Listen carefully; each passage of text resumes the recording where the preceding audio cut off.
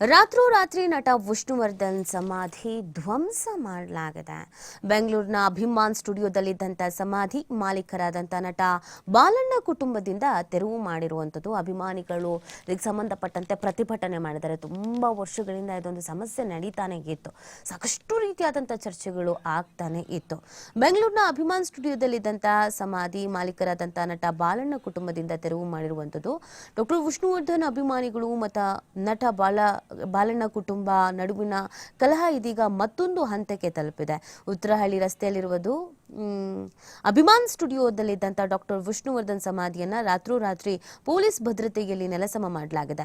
Doctor Vishnuvardhan ಅವರ ಸಮಾಧಿಯನ್ನ ತೆರವುಗೊಳಿಸಲಾಗಿರುವುದು ಅವರ ಅಭಿಮಾನಿಗಳ ಆಕ್ರೋಶಕ್ಕೆ ಕಾರಣವಾಗಿದ್ದು, ವಿಷಯ ತಿಳಿತಾ ಇದ್ದಂತೆಯೇ ಅಭಿಮಾನ್ ಸ್ಟುಡಿಯೋದ ಮುಂಭಾಗದಲ್ಲಿ ನೆರೆದಂತ ಅಭಿಮಾನಿಗಳು ಕಣ್ಣೀರು ಹಾಕಿದ್ರು, ಆಕ್ರೋಶ ವ್ಯಕ್ತಪಡಿಸಿದ್ರು, ಬಾಲಣ್ಣ ಕುಟುಂಬದ ವಿರುದ್ಧ ಪ್ರತಿಭಟನೆ ಕೂಗಿದ್ರು.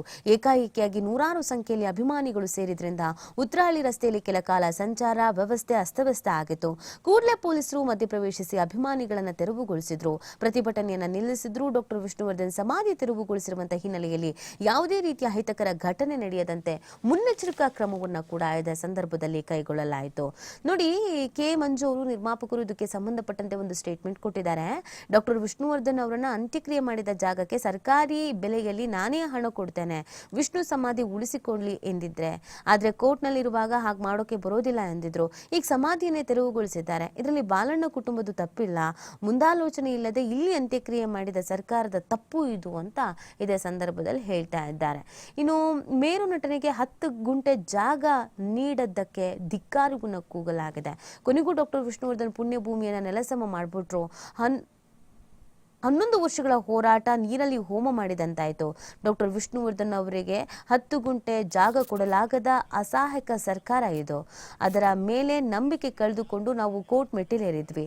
ಕೋರ್ಟ್ ಅತ್ಯಂತ ಸ್ಪಷ್ಟವಾಗಿ ಈ ವಿಷಯದಲ್ಲಿ ಅಭಿಮಾನಿಗಳಾದ ಕುಟುಂಬ ಅಥವಾ ಸರ್ಕಾರವಷ್ಟೇ ಕೇಳಬೇಕು ಅಂತ ಹೇಳ್ಬಿಟ್ಟಿತ್ತು. ಆಗ ಸಚಿವರಾಗಿದ್ದ ಡಿ.ಕೆ. ಶಿವಕುಮಾರ್ ಅವರು ಶಿವರಾಜ್ ತಂಗಡಗಿ ಅವರು ಪುಣ್ಯಭೂಮಿ ಉಳಿಸುವ ಭರವಸೆ ಕೊಟ್ಟರು. ಆದರೆ ರಾತ್ರೋರಾತ್ರಿ ನೂರಾರು ಪೊಲೀಸರ ನೇತೃತ್ವದಲ್ಲಿ ಡಾಕ್ಟರ್ ವಿಷ್ಣುವರ್ಧನ್ ಅವರ ಸಮಾಧಿ ನೆಲಸಮ ಮಾಡಿದ್ದಾರೆ. ಇದಕ್ಕೆ ಏನ್ ಹೇಳಬೇಕು? ಒಬ್ಬ ಮೇರು ಕಲಾವಿದನಿಗೆ 10 ಗುಂಟೆ ಜಾಗ ಕೊಡಕ್ಕಾಗಲ್ಲ ಅಂತಂದ್ರೆ ಏನಂತ ಹೇಳೋದು ಅಂತ ಪ್ರಶ್ನಿಸಿದ್ದಾರೆ.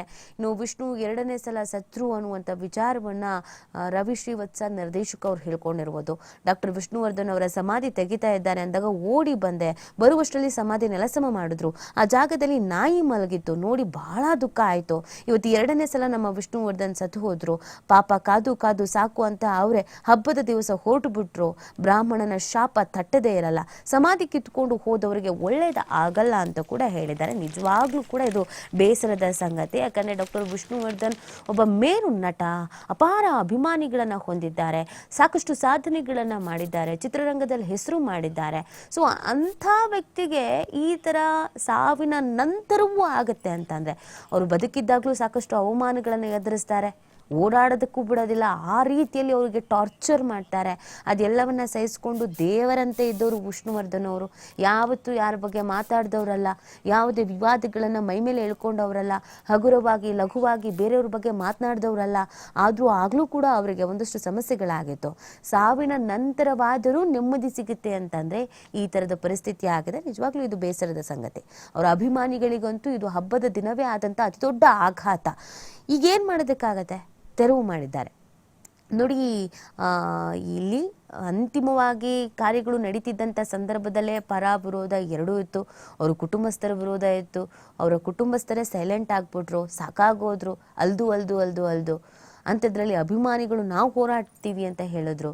ಬಟ್ ವ್ಯವಸ್ಥೆ ಎಷ್ಟು ಮಟ್ಟಿಗೆ ಆಗೋಯ್ತು ಅಂತಂದ್ರೆ ಕೊನೆಯದಾಗಿ ಈ ಥರದೊಂದು ಪರಿಸ್ಥಿತಿ ಬಂತು. ಅಲ್ಲಿನ ದೃಶ್ಯಗಳನ್ನ ನೀವು ನೋಡ್ತಾ ಇದ್ದೀರಾ, ಹೇಗೆ ಪಾಪ ಎಲ್ಲರೂ ಆಕ್ರೋಶವನ್ನ ಅಸಮಾಧಾನವನ್ನ ವ್ಯಕ್ತಪಡಿಸ್ತಾ ಇದ್ದಾರೆ ಅಂತ. ಶಾಕಿಂಗ್ ಇದು. ಅಂದ್ರೆ ಕೋರ್ಟ್ನಲ್ಲಿ ನಡೀತಾ ಇತ್ತು, ಏನೋ ಒಂದು ಒಳ್ಳೆ ರೀತಿಯಾದಂಥ ಉತ್ತರ ಬರುತ್ತೆ ಅಂತ ನಿರೀಕ್ಷಿಸಲಾಗಿತ್ತು. ಬಟ್ ಸಡನ್ ಆಗಿ ಈ ರೀತಿ ಆಗಿದೆಯಲ್ಲ, ನಿಜವಾಗ್ಲೂ ಬೇಸರದ ಸಂಗತಿ. ಇನ್ನು ಇವತ್ತಿನ ಡೆವಲಪ್ಮೆಂಟ್ ನೋಡ್ಬೇಕಾಗತ್ತೆ, ಏನೇನಾಗತ್ತೆ